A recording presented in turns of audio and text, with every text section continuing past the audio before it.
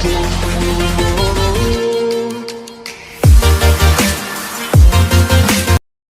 and water sensors. A soil moisture sensor is a device that measures current soil moisture. So, ang soil moisture sensor po natin ay nagre-read ng resistance between po dun sa two probes. Yung two probes po na yan ay part po ng soil moisture sensor at yung isa po dyan ay positive, yung isa naman po ay negative. Tapos, ang gagawin po natin para ma-read ang resistance, ilalagay po yung moisture sensor na yan sa soil dun po sa lupa. And the current will try to get the probes. Makikita sa probes ang resistance ng soil. The more resistance, the more dry ang soil. The less resistance, the wetter the soil.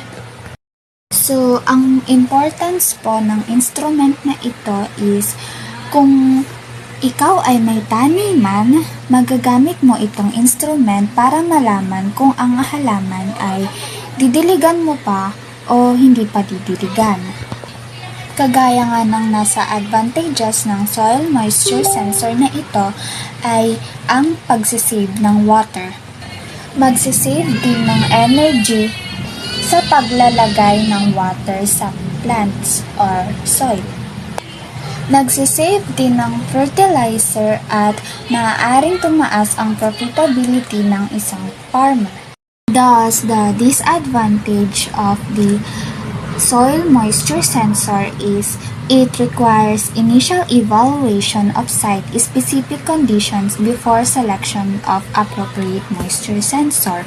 It requires probe to be inserted in the soil. It requires labor to collect the data and maintain the measurement processes.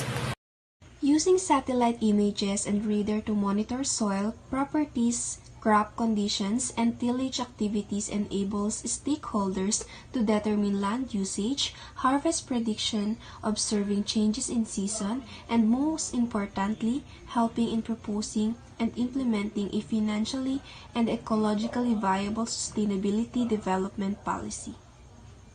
Advantages: satellite data can be used for gaining new and more insightful information regarding different aspects of agriculture such as field crops, biomass estimation, and crop yields. When such information is available to farmers, they can optimize field practices. Remote sensing satellites provide key data for monitoring soil, snow cover, draw, and crop development.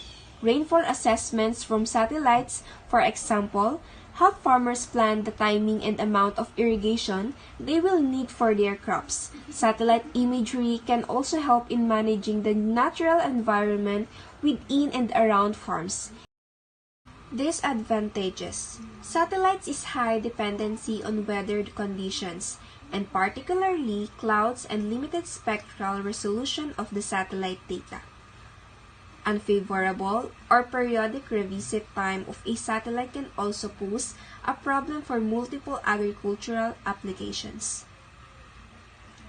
Pervasive automation in agriculture technology industry implements any technology that has minimal operator workload. And with the potential use of microcomputer had become very broad in several fields of agriculture sector, wherein other farmers have started using this system for farming operations such as harvesting, pruning, thinning, weed removal, and spraying. Mini-chromosomal technology does not alter the plant's genes in any way, resulting in faster regulatory approval and acceptance by farmers. Many chromosomes are small structures within cells that contain very little genetic material but can store large quantity of information. By using many chromosomes, agricultural geneticists can add dozens of traits to a plant. These traits can be agronomically beneficial ones like drought tolerant and improved nitrogen usage. This technology provides a way to add genes to a synthetic chromosomes in a sequential manner.